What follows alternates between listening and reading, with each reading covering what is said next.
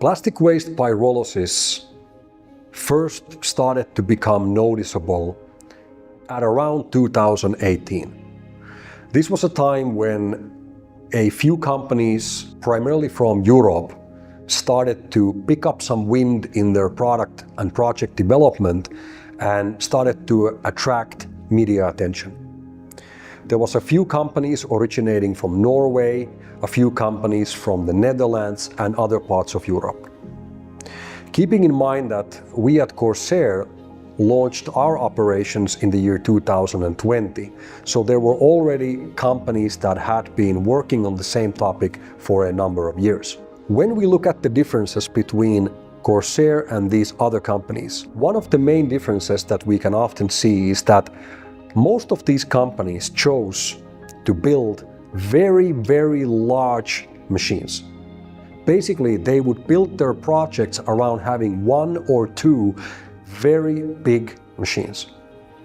Now, these companies were in a very fortunate situation because the regulations that were being discussed and eventually introduced by European Union in 2021 now made the plastic manufacturing companies and the petrochemical companies interested to urgently find suppliers of pyrolysis oil for them.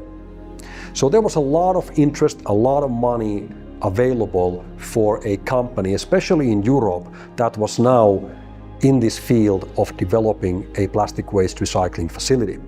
Therefore, a lot of these companies that were building these big machines were able to also attract a great deal of funding, in many cases tens and tens of millions of euros from these big oil and petrochemical companies. Unfortunately, still today, in 2025, a lot of those companies are still struggling to become operational. Many companies have actually failed on this.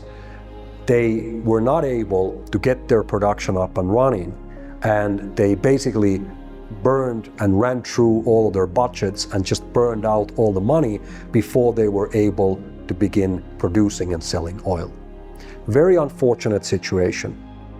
Now, when we in 2020 launched Corsair in Thailand, because of our very limited resources, and I'm talking about limited financing in this case, we actually didn't have an option of going after these large machines costing millions and tens of millions of euros. We at Corsair were extremely fortunate to find a manufacturer of plastic waste recycling pyrolysis reactors from China, which after an intensive research was proven to be able to do what they were claiming as possible. After analyzing and researching this technology, we then decided to begin acquiring these reactors.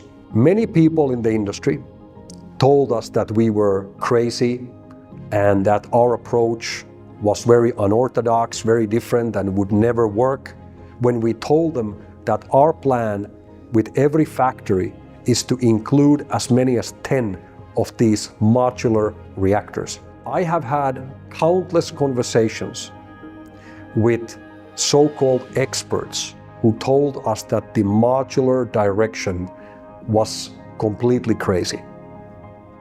But let's think about it from the common sense point of view.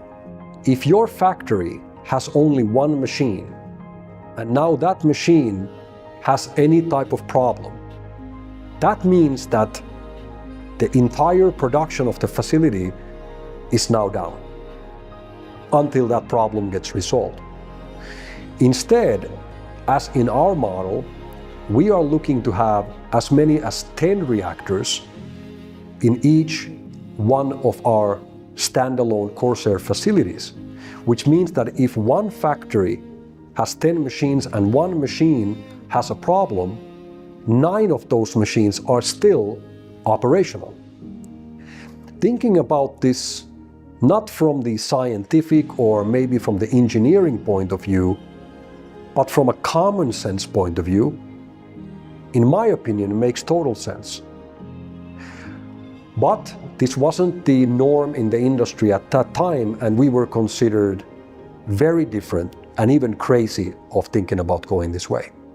Another common sense element which I wanted to bring in was the organic expansion potential. Because when you have smaller modular reactors, when we want to grow the production output of a single factory, we don't have to invest tens of millions of euros for a new large machine, but instead we could just keep on adding additional modular units as we need them for grow the operation. So the modular way, as we saw it already in the year 2020, had a lot of great aspects to it. Now today, fast forward since 2020, the results and the reality has proven that modular truly is the right way to go. As I mentioned earlier, most of these companies that set out to build these individual large machines are still not operational after years and years in development. Many of them have now gone bankrupt because they've run out of money before they were able to actually become operational.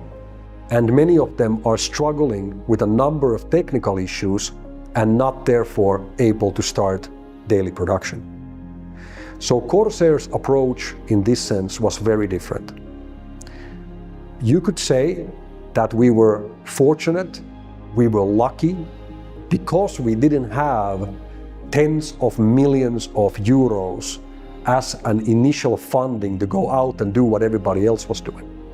Instead, we had to go with the technology that was accessible to us with limited funding, but was proven to do what it was supposed to do. Now, additional element that greatly contributed into our success in the early years was that we started our operations in Thailand. Thailand, as you can imagine, has a significantly lower cost of labor and operations than, for example, Europe or North America. Therefore, the limited resources of funding that we had and that we were able to acquire from our first group of private equity investors that we hugely appreciate was able to take us much longer here in Thailand than what we would have been able to achieve, for example, in Europe, where the development cost and the labor cost would have been several times higher than what it was here. These are some of the very important contributing factors that eventually led to a point where Corsair became one of the first companies in the world to truly reach a level of industrial operation of plastic waste pyrolysis, was also able to reach the quality requirements of the petrochemical industry with the quality of our pyrolysis oil, and is now today, without a single shadow of a doubt, the fastest growing company in the field of advanced plastic recycling.